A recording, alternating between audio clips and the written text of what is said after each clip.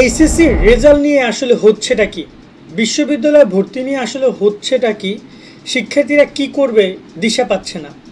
এই জায়গায় আজকে আমরা কি কি হবে তোমাদের সাথে সেটা একটু বলছি। বিশেষ করে রেজাল্ট নিয়ে তোমাদের কিছু বিষয় জানা দরকার। তোমাদের রেজাল্ট অলরেডি প্রস্তুত হয়ে গেছে, এখন প্রকাশ করার পালা। খুব শীঘ্রই ডেট অ্যানাউন্সমেন্ট হবে এবং রেজাল্ট পাবলিশড হবে। এবং এবছর রেজাল্ট ইতিহাস সৃষ্টি করবে। হ্যাঁ, ইতিহাস সৃষ্টি করবে এবছর রেজাল্ট। আমরা বিভিন্ন শিক্ষকদের সাথে, বিভিন্ন শিক্ষা বোর্ডের কর্মকর্তাদের সাথে, যাদের সাথে কথা বলেছি, তারা এই কথাটা একদম স্বীকার করেছে। কি হচ্ছে আমরা সেটা একটু নিয়ে আলোচনা করি। তোমাদের এইচএসসি পরীক্ষার ইতিমধ্যে শুনেছো যে রেজাল্ট প্রকাশের আগেই বিভিন্ন বিশ্ববিদ্যালয়ে ভর্তির ডেট অ্যানাউন্সমেন্ট করছে, যেটা গত কয়েক বছর হয়নি। হঠাৎ করে সবাই একদম সিরিয়াস হয়ে গেছে, তারা ভর্তি পরীক্ষা নিয়ে নিবে। তাদের মূল বিষয় হচ্ছে নির্বাচনের আগে তাদের ভর্তি পরীক্ষা নিতে হবে। এখন এখানে কয়েকটা কারণ হইতে পারে। এক হচ্ছে নির্বাচনের পরবর্তীতে সহিংসতা, রাজনৈতিক পরিস্থিতি খারাপ। তোমরা যারা টার্গেট করেছো জাতীয় বিশ্ববিদ্যালয়ে ভর্তি হবা, তোমরা যুক্ত হইতে পারো আমাদের টার্গেট জাতীয় বিশ্ববিদ্যালয় কোর্সে। মাত্র 230 টাকায় তুমি এখানে মেইন এবং গ্রুপ সাবজেক্টের এমসিকিউ শিট পাবা, এবং তোমাদের এখান থেকেই হুবহু পরীক্ষায় গত বছর কমন পড়েছে এবং এবছরও ইনশাল্লাহ কমন পড়বে।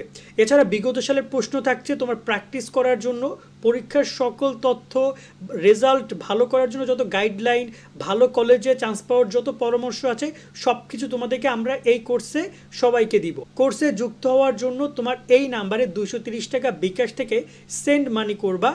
এরপরে তুমি এই নাম্বারেই হোয়াটসঅ্যাপে মেসেজ করে জানাও তুমি যে নাম্বার থেকে টাকা দিয়েছো, তোমার নাম এবং তুমি কোন গ্রুপে পড়ছো। এরপর তোমাকে গ্রুপ ওয়াইজ সাবজেক্ট লিস্ট সহ তোমাকে পিডিএফ দিয়ে দেওয়া হবে এবং তোমাকে হোয়াটসঅ্যাপ, ফেসবুক গ্রুপে যুক্ত করে দেওয়া হবে। আবার অনেক দেখা যায় বিশ্ববিদ্যালয় পর্যায়গুলোতে পরিস্থিতি অন্যরকম হতে পারে। অনেক ভিসি যারা আছেন, অনেকে তাদের বলা যায় যে শুধু ভিসি না, বিভিন্ন নিয়োগ কর্মকর্তা এসেছে। এই সরকারের আমলে সামনের সরকারে সেটা থাকবে কিনা, পরিস্থিতি এদিক ওদিক হলে ভর্তি পরীক্ষা আদৌ নেওয়া যাবে কিনা, সব কিছু মিলিয়ে বিশ্ববিদ্যালয়গুলো চাচ্ছে। এর মাঝখানে রমজানও একটা কারণ, যে জন্য তারা চাচ্ছে যে ভর্তি পরীক্ষাগুলো তারা আগে নিবে।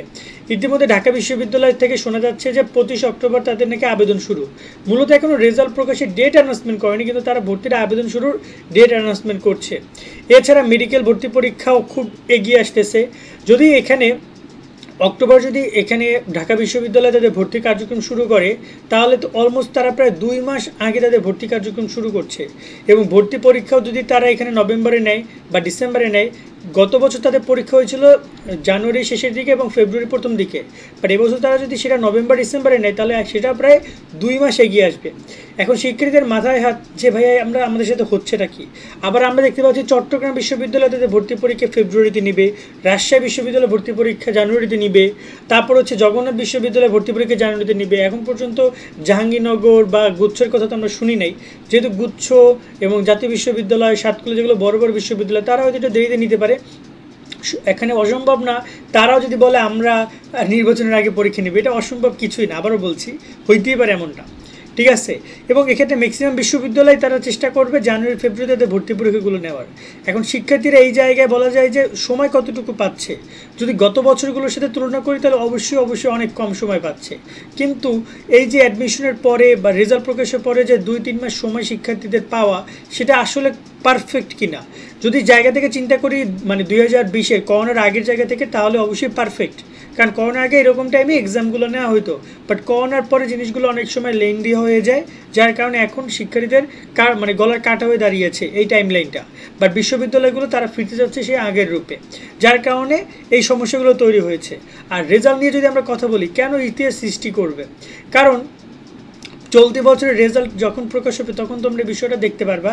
পরীক্ষা তো দিয়েই দিছো, এখন তো কোনো কিছু পরিবর্তন করা সম্ভব না। তাই সত্যটা জেনে নাও, নিজেকে প্রস্তুত রাখো যে রেজাল্ট খারাপ হতে পারে।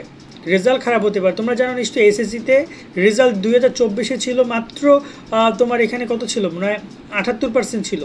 78 বা 80% মতো ছিল। সেটা এবছরে এসেছে মাত্র 68%-এ, 100 জনে 32 জন ফেল করছে।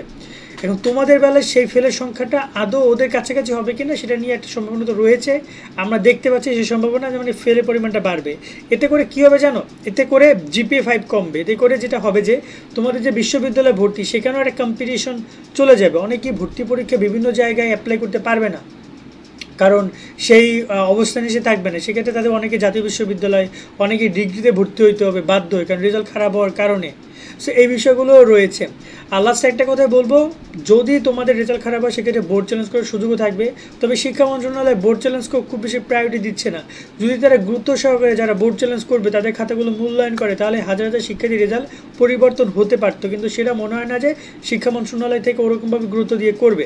যদি তোমাদের বোর্ড চ্যালেঞ্জকে গুরুত্ব দেয় তাহলে রেজাল্ট খারাপ হলেও দেখা যায় অনেকের রেজাল্ট এখান থেকে চেঞ্জ হয়, কিন্তু সেটা অতটা গুরুত্ব দেয় না। 1 লাখ আবেদন করলে 4-5 হাজার শিক্ষার্থীর রেজাল্ট পরিবর্তন হয়, মানে 100%-এ মাত্র 4-5% স্টুডেন্ট বা 5% স্টুডেন্টের রেজাল্ট চেঞ্জ আমরা দেখতে পাই, যেটা বিগত বছরগুলো দেখেছি।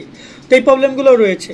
তো যদি বলি রেজাল্ট নিয়ে সমস্যা তৈরি হচ্ছে, বোর্ড চ্যালেঞ্জ নিয়ে অতটা গুরুত্ব দিচ্ছে না, বিশ্ববিদ্যালয় ভর্তিগুলো এগিয়ে যাচ্ছে। তো এইচএসসি 25-এর ভাগ্যে আসলে কী আছে আমি ঠিক জানি না। তবে লাস্ট একটা কথাই বলবো যে প্রিপারেশনটা ভালো মতো নিয়ে বিশ্ববিদ্যালয়ের ক্ষেত্রে। একটা ভালো বিশ্ববিদ্যালয়, ভালো একটা ডিপার্টমেন্ট, ভালো একটা সাবজেক্ট তোমার লাইফের যে গোল সেটাকে সহজ করে দিবে। এবং দোয়া করে সকলের সুন্দর একটা রেজাল্ট হোক, সুন্দর একটা ভবিষ্যৎ হোক, সুন্দর একটা বিশ্ববিদ্যালয় ক্যাম্পাস তুমি পাও, যেখানে তুমি তোমার গোলটা কমপ্লিট করতে পারো এবং লাইফে এত কষ্ট করে পড়াশোনা করেছে গত 10-12 বছর, সেটার জন্য সাকসেসফুল একটা জার্নির মাধ্যমে শেষ হয়। তো আজকের মতো আমরা এখানে বিদায় নিচ্ছি। আর তোমরা যারা টার্গেট প্লাস কোর্সে ভর্তি হতে চাও, দেখেছো টার্গেট জাতীয় বিশ্ববিদ্যালয় কোর্স, টার্গেট জাতীয় বিশ্ববিদ্যালয় কোর্সে যারা ভর্তি হতে চাও তারা ডিসক্রিপশনের নাম্বারে তোমরা যোগাযোগ করো, তোমাদেরকে অ্যাডমিশন দিয়ে দেওয়া হবে। ঠিক আছে, সকলে অনেক অনেক ভালো থাকবা। আল্লাহ হাফেজ।